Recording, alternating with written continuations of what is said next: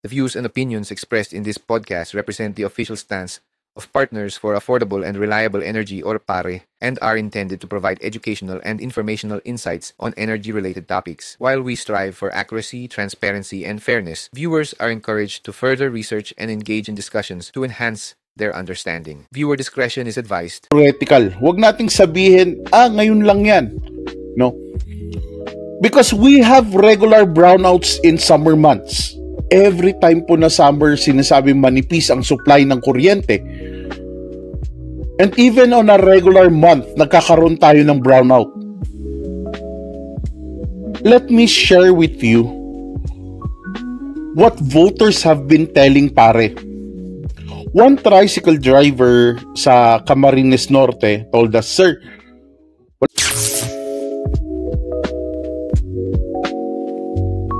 to our viewers from Luzon, Visayas, and Mindanao, welcome back to Power Talks by PARE, your go-to podcast for relevant conversations on energy, policy, and consumer rights. I'm Nick Sator Jr., the Chief Advocate Officer of Partners for Affordable and Reliable Energy, or PARE. Today's episode of Power Talks by PARE is not just another commentary. This is a call to action. The 2025 Philippine midterm election on May 12 will be one of the most important democratic exercises of our time.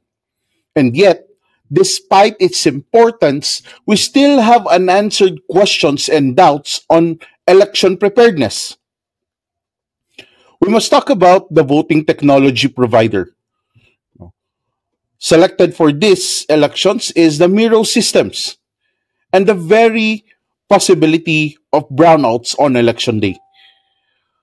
Because the question is no longer can we vote, but the question is can we vote safely, securely, and with confidence in the results.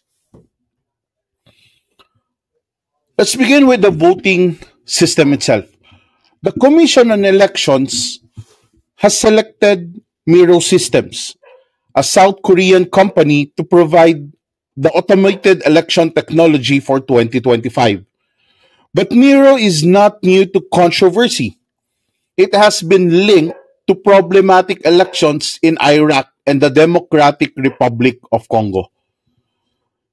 Cases of Miro were technical failures, delayed transmissions, and allegations of fraud. So why Miro? Why select a supplier with an unproven, questionable record?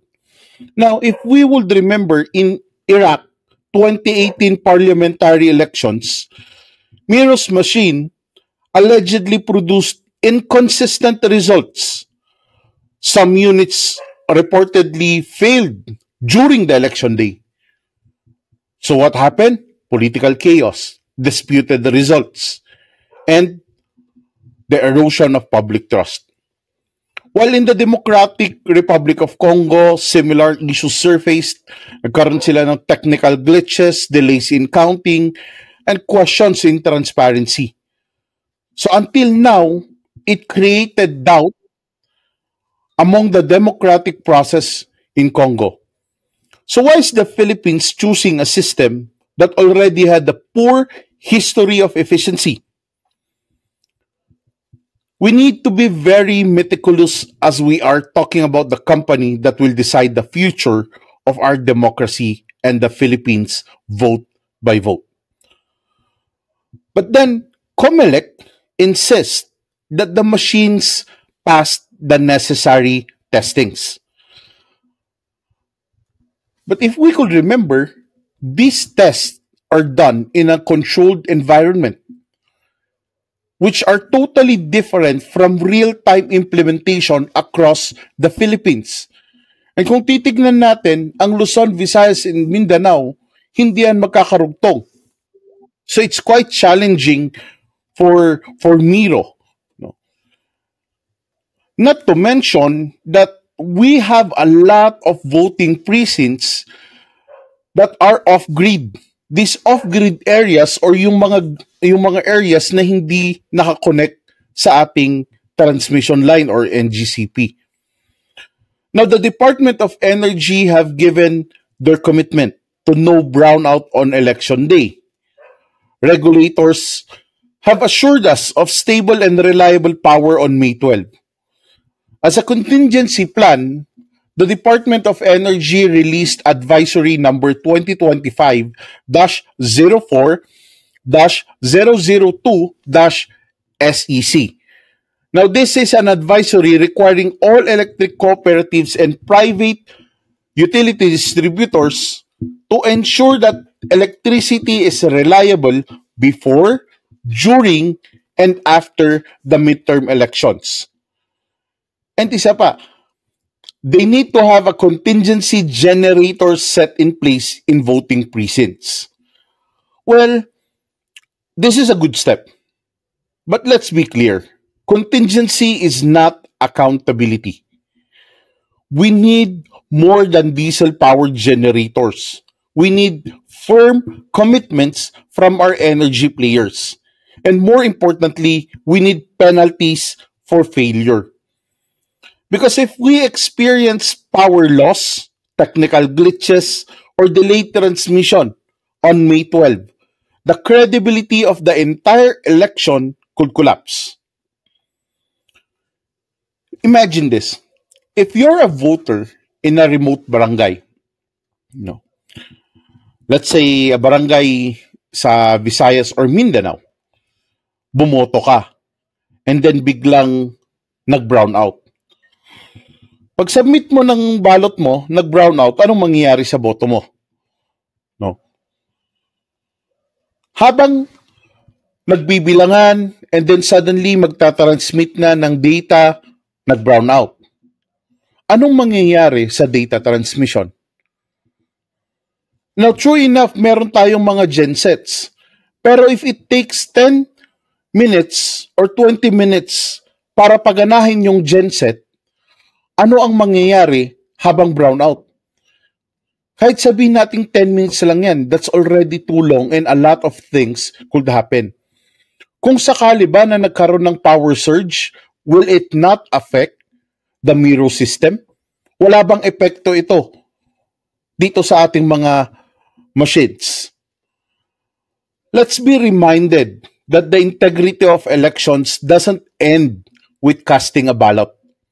It includes transmission, counting, and canvassing. And all these processes depend on one critical thing. That's stable electricity. Let us not pretend that this is theoretical. Huwag nating sabihin, ngayon lang yan. No? Because we have regular brownouts in summer months. Every time po na summer, sinasabi manipis ang supply ng kuryente. And even on a regular month, nagkakaroon tayo ng brownout. Let me share with you what voters have been telling pare. One tricycle driver sa Camarines Norte told us, "Sir, wala na nga kuryente sa amin araw-araw. Tapos may bagong makina pa. Paano kung mag-brownout? Wala bang dayan dyan?" See? Another teacher in Mindanao messaged me and said, "Nakita ko na ang demo machine, pero kulang ang orientation. Paano kung may error? Sino ang mag-aayos? May tech support ba sa bundok?" No. These are Filipino voters with real concerns, and they deserve answers. Our democracy is built on public confidence.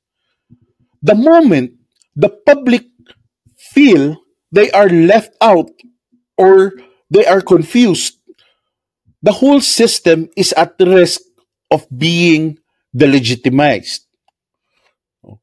And when you combine a questionable Miro system with the possibility of unreliable electricity, what you get is a losing Juan de la Cruz and a questionable election. Hindi naman siguro ito paranoia. This isn't paranoia. It's pattern recognition. May 12 is not just another day. It's a test of our democracy. Now, we should think of the what ifs. Lahat yung mga what ifs na mga to. Because if we think of the what ifs, we can now come up with solutions to mitigate this from happening. We need to be proactive and not reactive.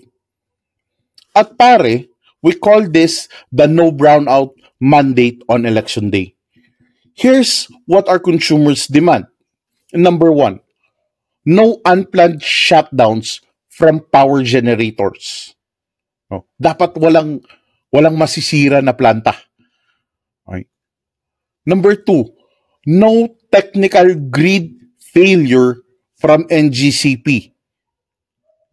Number three, no service lapses from our private utility distributors or our electric cooperatives. And lastly, no room for excuses from our regulators. As a matter of fact, lahat dapat ng mga repairs at preventive maintenance dapat tapos na yan ng April. Distribution utilities must submit their readiness, election readiness plans publicly. Dapat paalam nila sa tao yan. Election week is not the time to fix preventable issues. We cannot afford sudden shutdowns due to a maintenance, technical fault. If the lights go out because of negligence or because someone has failed to do their mandate, they must be held responsible. Simple lang yan. If any sector fails, from our power generators, the NGCP, the transmission, or our distribution utility providers, if any of the sector fails to keep the lights on during, before, and after election day, there must be penalties. Not just apologies. Hindi lang pwede yung, sorry, hindi namin nakita.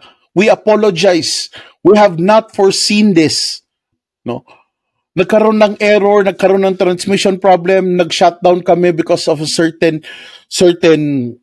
spare parts. Hindi dapat pwede. There should be someone accountable for it. Accountability isn't just press release. It's not enough to say, we promise or we'll do better next time. Accountability means naming which utility failed. It means making their franchise subject to review. It means suspending them from future competitive selection process or contracts if these are repeated or if they are repeat offenders. Now, for our COMELEC, accountability means being open to independent audits and allowing civil society to sit in as oversight panels. For the Department of Energy and Energy Regulatory Commission as well as with NEA, it means laying out clear sanctions and enforcement mechanisms when commitments are broken. Paano kapag meron ngang nag-shutdown na planta? Paano kapag may problema nga sa grid? Paano kapag yung electric cooperative nagkaroon sila ng problem sa kanilang facilities? We need accountability. At pare, we believe that no entity, public or private, should be above scrutiny when it comes to election and when it comes to energy. The people deserve to know who failed them and what will be done. This is the kind of accountability our democracy and what the Filipino people deserves. Ngayong election, this election is not just about candidates. It's about the system that counts the votes. It's about the infrastructure that powers the system. It's about the people's trust in that system. If we lose power, even for 10 minutes or 20 minutes, kung nagkaroon ng brownout kahit 10 or 20 minutes lang, we risk energy justice and a possible election failure. We risk delayed data transmissions. We risk suspicions and protest. And sa ngayon, currently, with all the problems ng Pilipinas, these are the risks we cannot take.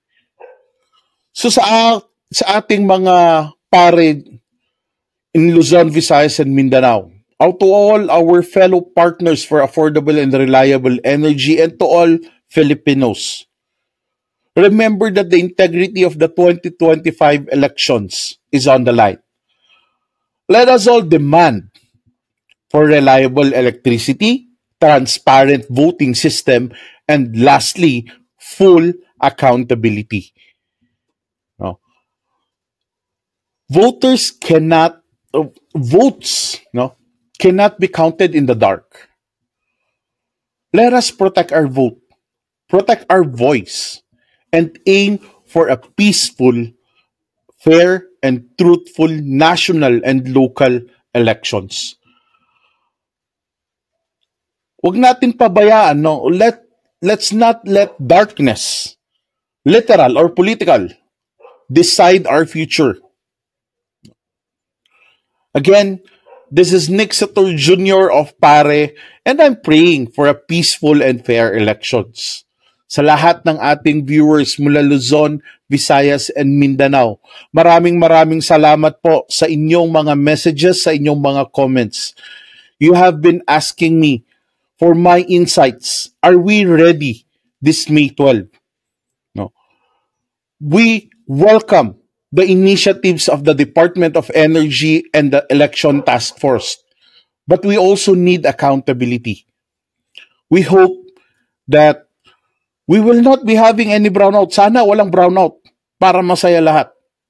But PARE will remain vigilant to monitor Luzon, Visayas, and Mindanao during May 12 elections, before, during, and after. Maraming salamat po sa pakikinig. And this is Power Talks by PARE. Stay alert, stay informed, and most of all, stay empowered. For more updates, follow our page, Partners for Affordable and Reliable Energy. Share this podcast to your friends and family members. And together, let's protect the light of our democracy. No.